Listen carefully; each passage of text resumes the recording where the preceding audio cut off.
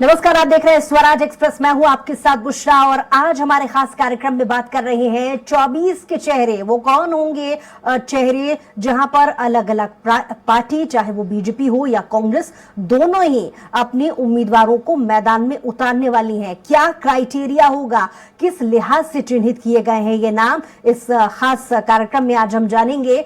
तो आगामी लोकसभा चुनाव करीब आ गया है। बीजेपी जल्द ही अपने उम्मीदवारों के नाम फाइनल करने जा रही है। पहली सूची का हर किसी को इंतजार है। गुरुवार को बीजेपी आलाकमान के बीच बैठकों का दौर चलता रहा। अलग अलग राज्यों से आए नेताओं के साथ बातचीत की गई और एक एक सीट पर चर्चा हुई। पहले प्रधानमंत्री आवास पर 2 घंटे बैठक चली और ये बैठक शाम 7 बजे के बाद शुरू हुई थी। उसके बाद बीजेपी मुख्यालय में केंद्रीय चुनाव समिति की बैठक में 4 घंटे तक मैराथन बैठक का दौर चलता रहा, जिसमें बीजेपी हेडक्वार्टर में रात 11 बजे से तड़के 3 बजे तक सीटों पर चर्चा चलती रही। वहीं विधानसभा चुनाव में मिली करारी हार को भुलाकर कांग्रेस अब लोकसभा चुनाव की तैयारी में जुट गई है। एआईसीसी के निर्देश पर बनी कांग्रेस स्क्रीनिंग कमेटी ने अब अपने उम्मीदवारों के चयन पर काम करना शुरू कर दिया है और इसी क्रम में मध्य प्रदेश की 29 सीटों पर कैंडिडेट खड़े करने के लिए कांग्रेस स्क्रीनिंग कमेटी की एक बड़ी बैठक हो चुकी है। साथ में छत्तीसगढ़ को लेकर भी लगातार मंथन किया जा रहा है। पहले यह खास रिपोर्ट देखेंगे, उसके बाद चर्चा की शुरुआत।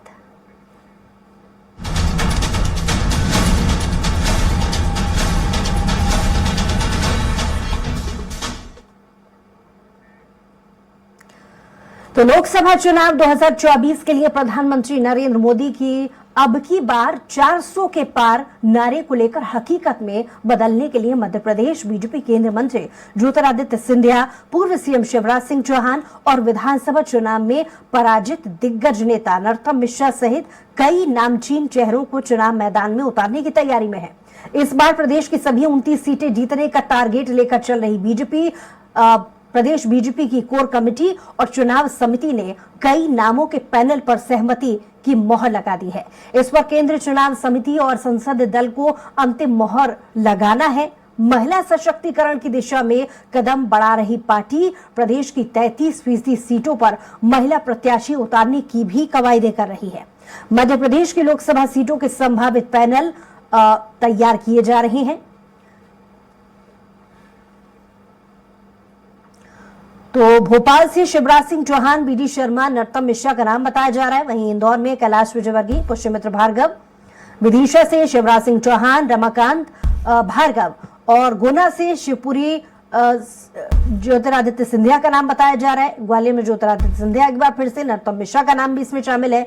भिंड से लाल सिंह आर्य, सुमन राय और खंडवा से सुभाष कोठारी, ज्ञानेश्वर पाटिल, अर्चना चिटनीस, रायगढ़ से मोना सुस्तानी, बंटी बना, रोडमल नागर और छिंदवाड़ा से नथन शाह, कवरेती डॉक्टर गगन और टीकमगढ़ से वीरेंद्र कुमार, भारती आर्य गोपाल जी और देवास से महेंद्र सिंह सोलंकी, गोपाल परमार, उज्जैन से अनिल फिरोजिया, चिंतामणि मालवीय। वही बालाघाट से डॉक्टर ढाल सिंह बिसेन, गौरीशंकर बिसेन और भी 2 नाम है। मंदसौर से सुधीर गुप्ता, पवन पाटीदार और इसके अलावा 2 नाम। रतलाम से झाबुआ, गुमान सिंह डामोर, दिलीप कुमार। उसके अलावा 2 नाम। रीवा से जनार्दन मिश्रा, गौरव और उसके अलावा भी 2 नाम। राकेश मिश्रा, शंकर लाल तिवारी, नंदिता पाठक। सपना में भी यानी 3 नाम फाइनलाइज बीजेपी की तरफ से किए जा रहे हैं। तो ये सरसरी तौर पर हमने आपको नाम बताए कि अलग अलग जिलों से यानी अलग अलग सीटों से देखा जा रहा है कि नामों को रिपीट भी किया गया है। जैसे कि पूर्व मुख्यमंत्री शिवराज सिंह चौहान का नाम 3 अलग अलग सीटों पर बीजेपी सोच रही है, यानी अभी तक किसी भी सीट पर सिंगल नाम सामने नहीं आया है।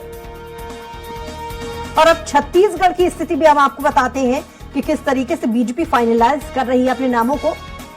लोकसभा चुनाव के प्रत्याशियों के नाम का ऐलान जल्द वो कर सकती है। केंद्रीय चुनाव समिति की बैठक में सहमति बन गई है कुछ नामों को लेकर के। रायपुर से सांसद सुनील सोनी, लक्ष्मी वर्मा, संजय श्रीवास्तव, डॉक्टर विजय शंकर मिश्रा, केदार गुप्ता, ये नाम सामने आए हैं। दुर्ग से सांसद विजय बघेल, जितेंद्र वर्मा, पूर्व मंत्री प्रेम प्रकाश पांडे, घनश्याम बारले, राजनांदगांव से सांसद संतोष पांडे, पूर्व सांसद मधुसूदन यादव, कोमल जंघेल, बिलासपुर से विधायक अमर अग्रवाल, पूर्व सांसद लखनलाल साहू, शील साहू, रजनीश साहू, भूपेंद्र। और वहीं बस्तर से लता उसेंडी, ओजस्वी मंडावी, पूर्व सांसद दिनेश। और वहीं कोरबा से पूर्व सांसद सरोज पांड्या, विकास महतो, अनुराग सिंहदेव। तो 3 नाम सामने आए यहाँ पर। वहीं सरगुजा में पूर्व मंत्री राम सेवक पैकरा, पूर्व सांसद कमल भान सिंह। चिंतामणि महाराजगढ़ से गेंद बिहारी सिंह, रोहित साय, गणेश भगत। और जांजगीर चांपा से मंजूषा पाटिल, नवीन मार्कंडे। महासमुंद से सांसद चुन्नीलाल साहू, विधायक अजय चंद्राकर, पूर्व विधायक रंजना साहू। कांकेर की बात की जाए तो विकास मरकाम, राधेलाल नाग, सांसद मोहन मंडावी। तो यहां भी छत्तीसगढ़ में भी ये स्थिति देखी जा रही है कि एक नाम किसी भी जिले में या किसी भी लोकसभा सीट के लिए फाइनलाइज नहीं किया है। 2-3 नामों को लेकर के मंथन चल रहा है और माना जा रहा है कि आज कल में यानी 1-2 दिन के भीतर बीजेपी इन नामों का ऐलान कर लेगी।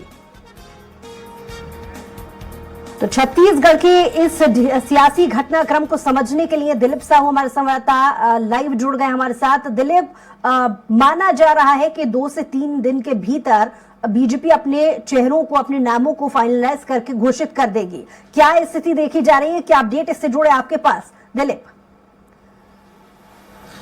जी बिल्कुल कविता, जिस तरह से केंद्रीय चुनाव समिति की बैठक हुई है दिल्ली में, जिसमें छत्तीसगढ़ से बात करें तो पूर्व सीएम विष्णुदेव साय के साथ ही साथ दोनों डिप्टी सीएम अरुण साव और विजय शर्मा सहित पवन साय जो संगठन महामंत्री है, तमाम जो बड़े नेता है यहाँ से गए थे। और उस जो मंथन हुआ है जिसमें चुनाव को लेकर खास करके पहले ये बातें कही जा रही कि प्रथम चरण में 5 सीटों पर, खास करके जो कोरबा बस्तर, जहां पर अभी दोनों जगह पर कांग्रेस के सांसद है, पिछले चुनाव में बीजेपी का हार का सामना करना पड़ा था, इन दोनों जगह पर, इसके अलावा 3 जो बिलासपुर जहां से अरुण साव जो अब मंत्री बन चुके हैं, डिप्टी सीएम है, इसके अलावा सरगुजा से बात करें रेणुका सिंह वहां से सांसद है लेकिन वे भी इस्तीफा देकर अभी विधायक है।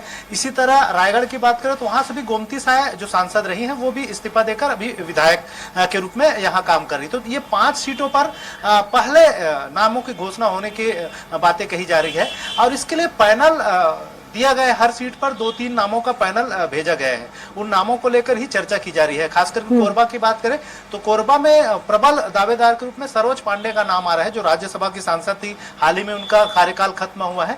और उनके अलावा विकास महतो का नाम प्रमुखता से आ रहे हैं। इस तरह से प्रमुख नामों का और जिक्र करें, कुछ और उम्मीदवार जो कोरबा से हैं उसमें अनुराग सिंहदेव का नाम भी प्रमुखता से आ रहा है। अनुराग सिंहदेव भी प्रदेश प्रवक्ता है और कांग्रेस के प्रदेश मंत्री भी रहे हैं, तो सॉरी बीजेपी से। तो इस तरह से इन नामों को लेकर जिक्र हो रहा है। इसके अलावा जो बस्तर की बात करें तो बस्तर में भी दावेदारों को जो तादाद है वो बड़ी संख्या में आ रही है, जिसमें लता उसेंडी के अलावा ओजस्वी मंडावी है, महेश गागड़ा जो पूर्व मंत्री रहे हैं, हालांकि विधानसभा चुनाव अभी बीजापुर में वो हार गए थे लेकिन फिर भी वो लगातार जिस तरह से क्षेत्र में सक्रिय है तो उनको भी एक प्रबल दावेदार के रूप में माना जा रहा है। इसके अलावा जो बात करें सरगुजा, तो सरगुजा में प्रमुख रूप से पूर्व मंत्री राम सेवक पैकरा का नाम सामने आ रहा है। इसके अलावा पूर्व सांसद कमल भान सिंह का भी नाम है। दावेदारों में विजय नाथ सिंह है, साथ साथ फुलेश्वरी सिंह, और जो चिंतामणि महाराज जो हाल ही में कांग्रेस से बीजेपी में शामिल हुए हैं, विधानसभा चुनाव का टिकट जब कांग्रेस से उनका काटा गया था तो वे अपने समर्थकों के साथ बीजेपी में शामिल हो गए थे विधानसभा चुनाव के पहले ही, इसलिए उनकी भी दावेदारी प्रबल मानी जा रही है। लगातार बीजेपी के तमाम बड़े नेताओं के साथ उनकी चर्चा हुई थी। इस दौरान उनको ये कहा गया था कि लोकसभा में उन्हें मौका दिया जाएगा, तो कहीं ना कहीं उनकी भी दावेदारी प्रबल है। इसी तरह रायगढ़ सीट की बात करें तो रायगढ़ सीट के लिए भी प्रमुख जो नाम है उनमें से गोमती साय जो पूर्व सांसद है उनका नाम तो प्रबलता से है ही। इनके अलावा जो प्रमुख नाम सामने आ रहे हैं उसमें रोहित साय, गणेश राम भगत और रवि भगत क्योंकि युवा मोर्चा के प्रदेश अध्यक्ष भी है बीजेपी के, तो युवाओं पे अगर दांव खेलती है बीजेपी तो इन्हें मौका मिल सकता है। इसके अलावा जो बात करें बिलासपुर से, बिलासपुर में क्योंकि अरुण साव सांसद है और वे अब मंत्री बन चुके हैं, छत्तीसगढ़ में डिप्टी सीएम है, तो कहीं ना कहीं उनकी जो सीट है वहां पर अब जो प्रमुख रूप से दावेदारी आ रही है उसमें विधायक अमर अग्रवाल का नाम भी सामने आ रहा है प्रमुखता से, क्योंकि फिलहाल बहुत शुक्रिया तमाम जानकारी जानकारी के लिए। दूसरी तरफ मध्य प्रदेश से भी हमारे संवाददाता जुड़ गए हैं, कुमार संदीप। संदीप, 24 के चेहरे बीजेपी इस रेस में आगे निकलती हुई नजर आ रही है कि लगातार जो बैठकों का दौर चल रहा है, कहीं ना कहीं 1-2 दिन के भीतर मध्य प्रदेश में भी वो चेहरे फाइनलाइज कर घोषित कर दिए जाएंगे। क्या हलचल तेज नजर आ रही है इसको लेकर? जी बिल्कुल, देखिए मध्य प्रदेश की अगर बात की जाए तो 2019 में 28 सीटें जो थी वो बीजेपी की झोली में गई थी, लेकिन एक सीट अभी भी बीजेपी के टारगेट पर है, छिंदवाड़ा वो सीट है। देखने वाली बात यह है कि कल भी जो है चुनाव मंथन को लेकर रणनीति बनाई गई। मध्य प्रदेश के जो सीएम है मोहन यादव के साथ ही बीडी शर्मा और प्रहलाद पटेल जो प्रदेश सरकार में मंत्री हैं, इनके साथ में प्रधानमंत्री आवास पर जो प्रधानमंत्री नरेंद्र मोदी के अलावा जेपी नड्डा और अमित शाह की मौजूदगी में मध्य प्रदेश के नामों को लेकर जो है वो सहमति बनाने की कोशिश की गई।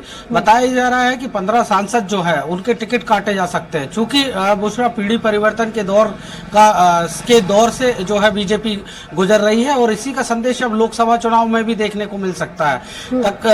बीते जो विधानसभा चुनाव थे उसमें 7 सांसद ऐसे थे जिन्हें विधानसभा चुनाव लड़ाया था, 5 जीत भी गए और मंत्री भी बने उनमें से। लेकिन अब जो जिस तरह से दमोह सीट जहां पर प्रहलाद पटेल थे वो लोधी बाहुल्य सीट है, वहां से किसी लोधी को ही टिकट दिया जाना तय है। इसके अलावा गोपाल भार्गव जो 9 बार से विधायक है उनका नाम सागर से तय माना जा रहा है। जो मुख्य पेच फंसा हुआ है वो ग्वालियर और गुना सीट को लेकर पेच फंसा हुआ है। दोनों जगह से जो है ज्योतिरादित्य सिंधिया का नाम जो है सबसे आगे माना जा रहा है। इसी तरह से मंडला की निवास सीट से विधानसभा चुनाव हार चुके फग्गन सिंह कुलस्ते की भी सीट बदली जा सकती है, उन्हें हो सकता है कि शहडोल सीट से उतारा जा सके। इसके अलावा गौरी शंकर बिसेन का नाम जो है बालाघाट सीट से जो है आगे बताया जा रहा है। वहीं इंदौर की बात की जाए तो शंकर लालवानी जो सांसद वहां से हैं उन्हें रिपीट करने की तैयारी सरकार कर रही है। हालांकि बड़े स्तर पर जो है किसानों को, महिलाओं को और युवाओं को जो है मौका देना बीजेपी चाहती है और इसीलिए 15 ऐसे सांसद हैं जिनके टिकट काटे जा सकते हैं। तो कुल मिलाकर जो भी अगर एक चीज इसमें जरूर ऐड करना चाहेंगे बुशरा कि पहली सूची में अगर छिंदवाड़ा की जो सीट है उस पर बीजेपी किसी प्रत्याशी का नाम नहीं देती है तो अभी भी ये माना जा सकता है कि जो कमलनाथ या नकुलनाथ हैं उस पर चर्चा फिर से एक बार सरगर्म हो सकती है कि फिर से जो है उनके बीजेपी में शामिल होने की संभावना हो। हालांकि वहां से नथन शाह जो है बीते चुनाव में 30,000 वोट से ही सिर्फ जो है वो छिंदवाड़ा सीट से हारे थे, तो ऐसे में उन पर दांव लगाने की तैयारी जो है बीजेपी कर रही है। वहीं शिवराज सिंह चौहान और बीडी शर्मा के नाम जो है वो भोपाल सीट से बड़ी तेजी से उभर कर आ रहा है। हालांकि विदिशा सीट की अगर बात की जाए तो विदिशा सीट पूर्व मुख्यमंत्री शिवराज सिंह चौहान की परंपरागत सीट रही है, 5 बार से सांसद रहे हैं। लेकिन संगठन की व्यवस्थाओं के चलते जो प्रदेश अध्यक्ष है बीडी शर्मा वो भोपाल से लड़ने के इच्छुक बताए जा रहे हैं। हालांकि उत्तर से चुनाव लड़े हुए आलोक शर्मा भी इस सीट के लिए इंटरेस्टेड है, लेकिन किस पर फैसला होता है, आलाकमान किसे भोपाल सीट देगा, इस पर अभी संशय बना हुआ है। हालांकि चारों महानगरों की अगर बात की जाए तो चारों महानगर भोपाल, इंदौर, जबलपुर, ग्वालियर के टिकट बदले जाने लगभग तय है, क्योंकि राकेश सिंह तो पहले ही वहां जबलपुर से जो है विधानसभा चुनाव लड़कर मंत्री बन चुके हैं। ऐसे में वहां पर विनोद घोटिया और धीरज पटेरिया पर जो है दांव बीजेपी लगा सकती है। तो कुल मिलाकर पूरे के पूरा जो खाका है वो खींच चुका है। नरेंद्र सिंह तोमर की सीट की बात की जाए मुरैना की, तो वहां से भी जो है पूर्व मंत्री हैं लाल सिंह आर्य और बीजेपी एससी मोर्चा के राष्ट्रीय अध्यक्ष हैं, उनका नाम सबसे आगे इस रेस में बताया जा रहा है। भाई भिंड की अगर बात की जाए तो संध्या राय वहां से अभी सांसद है, लेकिन उनकी जो है परफॉर्मेंस ठीक ना होने के चलते उनका बदला जाना लगभग तय माना जा रहा है। कुल मिलाकर ओवरऑल अगर देखी जाए पूरे का पूरा सूची को लेकर जो खाका खींचा गया है या फिर जो रणनीति पर मंथन और चिंतन हुआ है उसके मुताबिक जो है तकरीबन 15 ऐसे सांसद हैं जिनके टिकट इस बार कटने तय हैं। बुशरा जी। संदीप, इसके अलावा विपक्षी नेताओं के अनुमान के मुताबिक देखा जा रहा है कि लगभग रिपीटेशन करने की जो कोशिश है वो बीजेपी की नजर नहीं आ रही है, यानी कि जिन नेताओं को पहले मौका दिया गया था कहीं ना कहीं रिपीट करने की फिराक में बीजेपी नहीं है। तो प्लानिंग समझना चाहेंगे, किस प्लान के तहत, किस फॉर्मेट के तहत बीजेपी अपने नेताओं को चुनने वाली है, क्योंकि ठीक इसी तरीके से विधानसभा के चुनाव से पहले भी हमने देखा कि एक ही फॉर्मेट पर बाकी के राज्यों में प्रत्याशियों का चयन बीजेपी ने किया था, जहां पर केंद्र के नेताओं का इस्तेमाल किया गया था। तो इस बार लोकसभा चुनाव के लिए प्रत्याशियों का चयन किस प्लानिंग के तहत किया जा रहा है यहाँ पर? जी बिल्कुल, देखिए आपने खुद ही बताया कि विधानसभा चुनाव के दौरान कई चेहरे बदले गए थे, अप्रत्याशित चेहरे जो है सामने आए थे। अगर इसके आगे की बात की जाए तो राज्यसभा चुनाव हुए, राज्यसभा चुनाव में भी नए चेहरों को जो है बीजेपी ने मौका दिया। बीजेपी पीढ़ी परिवर्तन का संदेश देना चाहती है कि अब जो है नए जो चेहरे हैं उन्हें मौका बीजेपी देगी और इसी प्लान को लेकर आगे बढ़ रही है। इसमें वो चेहरे शामिल हैं जो किसानों से आते हैं, जो महिलाओं से आते हैं, जो युवाओं से आते हैं, इन सभी को जो है वो मौका देना चाहती है। और इसी के चलते जो वर्तमान 15 सांसद हैं उनका पत्ता कटना लगभग तय माना जा रहा है। हालांकि जो हैवी वेट चेहरे हैं जैसे कि ज्योतिरादित्य सिंधिया, फग्गन सिंह कुलस्ते हैं, या फिर जो इंदौर से बात की जाए शंकर लाल वानी इंदौर सीट की, या फिर भोपाल सीट की बात की जाए बीडी शर्मा, शिवराज सिंह चौहान, कई ऐसे चेहरे हैं हैवी वेट जिनका लोकसभा चुनाव में उतरना तय है और इसी प्लान को लेकर बीजेपी आगे बढ़ रही है। बुशरा जी, और वो क्योंकि बहुत ज्यादा समय नहीं बचा है, तो कांग्रेस में लोकसभा चुनाव को लेकर के कितनी हलचल तेज हो गई है, उनके प्रत्याशियों के ऐलान को लेकर कितने दिन की दूरी मानी जा रही है? जी बिल्कुल, देखिए अगर कांग्रेस की बात की जाए तो कांग्रेस लोकसभा चुनाव की तैयारियों की बात जरूर कर रही है, लेकिन अभी जब से जीतू पटवारी प्रदेश कांग्रेस अध्यक्ष बने हैं, अपनी जो कार्यकारिणी है उसको पहले उन्हें तय करना है। हालांकि मंथन चिंतन वहां भी जारी है, लेकिन किन किन नामों पर फैसला होगा, क्योंकि कई विधानसभा में चुनाव में कई ऐसे कांग्रेस के चेहरे हैं जो कि जिनको की हार मिली है। बात की जाए देवास से सांसद रहे सज्जन सिंह वर्मा की, तो वो विधानसभा चुनाव आ गए। विजय लक्ष्मी साधो की बात कही जाए तो वो भी एक ऐसा चेहरा है। इस तरह के कई जो चेहरे हैं, लक्ष्मण सिंह की बात की जाए गुना से, या फिर जो दिग्विजय सिंह भोपाल से चुनाव लड़े थे लेकिन वो अब राज्यसभा सांसद हैं, उन्होंने चुनाव लड़ने से मना कर दिया। इसके अलावा नकुलनाथ को स्वयं ही जो है कमलनाथ अपना छिंदवाड़ा से प्रत्याशी घोषित कर चुके हैं।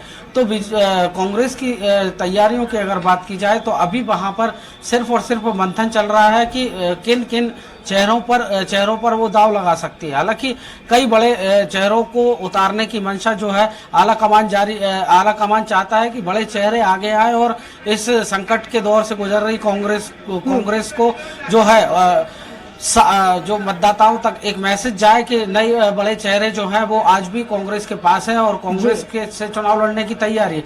लेकिन अभी वहां पर जो नामों के पैनल हैं वो अभी बनने शुरू हुए हैं और जल्द ही वो नामों का पैनल भी जो है तय होगा और सबके सामने होगा। बुशरा जी, और क्योंकि किसी भी चुनाव से पहले प्रत्याशियों का चयन करने की जो प्रक्रिया है वो पार्टी का अंदरूनी एक मामला है, लेकिन जिस तरीके से चुनाव के पहले प्रत्याशियों के चयन को लेकर हर एक पार्टी एक दूसरे पर आरोप प्रत्यारोप और तंज को लेकर के जो राजनीति चलती है, कहीं ना कहीं इसमें भी कोई दो राय नहीं है कि इसका सीधा असर मतदाता के मन पर भी होता है। तो इस तरीके से सियासी घटनाक्रम देखा जाए, कैसा देखा जा रहा है संदीप? जी सवाल दोहरा बुशरा। जी संदीप, जो बयानबाजी का दौर है प्रत्याशी के चयन को लेकर के वो किस तरीके से चल रहा है, संक्षिप्त में जवाब दीजिएगा संदीप।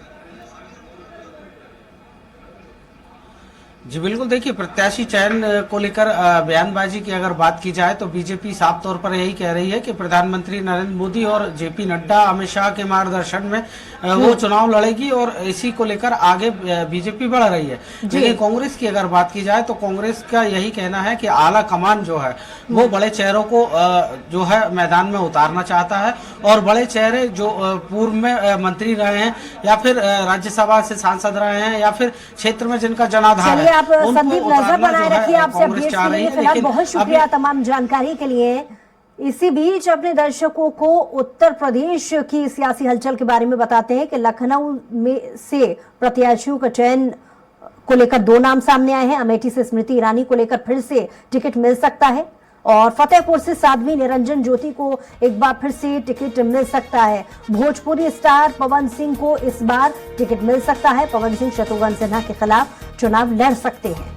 वहीं यूपी में लोकसभा सीटों पर प्रत्याशियों के नामों को लेकर वहां भी एक्टिविटी नजर आने लगी बीजेपी के अंदर। वाराणसी से प्रधानमंत्री नरेंद्र मोदी एक बार फिर से उम्मीदवार होंगे। लखनऊ लोकसभा सीट से राजनाथ सिंह एक बार फिर से चुनाव लड़ेंगे। अमेठी लोकसभा सीट से स्मृति ईरानी को मैदान में उतारा जाएगा। वहीं मुजफ्फरनगर से संजीव बालियान बीजेपी प्रत्याशी होंगे। अम्बेडकर नगर से रितेश पांडे प्रत्याशी हो सकते हैं। बस्ती से हरीश द्विवेदी, कन्नौज से सुब्रत हो सकते हैं। एटा से राजवीर सिंह, महाराजगंज से, सहारनपुर सीट से राघव लखनपाल प्रत्याशी हो सकते हैं। तो जिस तरीके से उत्तर प्रदेश के प्रत्याशियों की मंथनों को लेकर के अगर बात की जाए तो वहां सिंगल नामों के कुछ हाई प्रोफाइल नाम सामने आए हैं। तमाम और हलचल को लेकर के ज्यादा जानकारी के साथ पवन सिंह हमारे संवाददाता माफ कीजिए घनश्याम हमारे साथ जुड़ गए हैं। घनश्याम, उत्तर प्रदेश में भी प्रत्याशियों के चयन को लेकर के जो तैयारी है वो चल रही है। कौन कौन से नामों को लेकर फाइनलाइज अब तक बीजेपी कर पाई है? देखिए बुशरा, कहा जाता है कि अगर दिल्ली की सत्ता की तरफ आगे बढ़ना है तो उत्तर प्रदेश का रास्ता अपनाना पड़ेगा। और यही कारण है कि सबसे ज्यादा जो अहम बैठक हुआ सुबह 3 बजे तक जो बैठक हुआ उसमें उत्तर प्रदेश काफी मुख्य बिंदु के तौर पे वहाँ पे बना रहा। और मुख्य बिंदु के तौर पे इसलिए भी बना रहा क्योंकि यहाँ पे 80 सीटें हैं। पहले जो एनडीए के घटक दल थे वो महज 2 थे, जिसमें अपना दल था और भारतीय जनता पार्टी थी। अब जो है 3 अन्य दल भी एनडीए के घटक दल में शामिल हो गए। पहले 78 सीटों पे उत्तर प्रदेश में बीजेपी चुनाव लड़ी थी। 2 सीटों पे अपना दल ने चुनाव लड़ा था। हालांकि दोनों सीटें अपना दल ने जीत ली थी। एक तो सोनभद्र, दूसरा मिर्जापुर से, जो खुद अनुप्रिया पटेल वहां से सांसद और केंद्र में मंत्री है। तो अब जो है 6 सीटों को देने का मन बनाया है भारतीय जनता पार्टी ने, क्योंकि अब आरएलडी भी साथ आ गई। अभी कुछ ही देर बाद आधिकारिक तौर पर घोषणा हो जाएगी। जेपी नड्डा से आरएलडी सीट मिलने के लिए जा रहे हैं। निषाद पार्टी पहले से साथ में है, अपना दल भी साथ में है और इसके अलावा सुभाष सपा भी अब साथ में आ गई है। तो 6 सीटें देने की बात की जा रही है। बागपत से आरएलडी को बागपत और मुजफ्फरनगर भारतीय जनता पार्टी दे रही है, लेकिन आरएलडी बिजनौर मांग रही है। यहाँ पे पेट फंसा हुआ है। बिल्कुल घनश्याम, कुल मिला के अभी तक की स्थिति देखी जाए तो ये कहा जा रहा है कि क्योंकि उत्तर प्रदेश में सबसे ज्यादा केंद्र के हाई प्रोफाइल नाम है तो एक बार फिर से उन्हीं नामों को रिपीट किया जा रहा है। और अब देखने वाली बात होगी कि कब तक इनके ऐलान को लेकर के बीजेपी कदम उठाती है। बहुत शुक्रिया तमाम जानकारी के लिए घनश्याम। और इसी के साथ हमारी खास पेशकश में कुछ और खबरों के लिए देखते रहिए स्वराज एक्सप्रेस।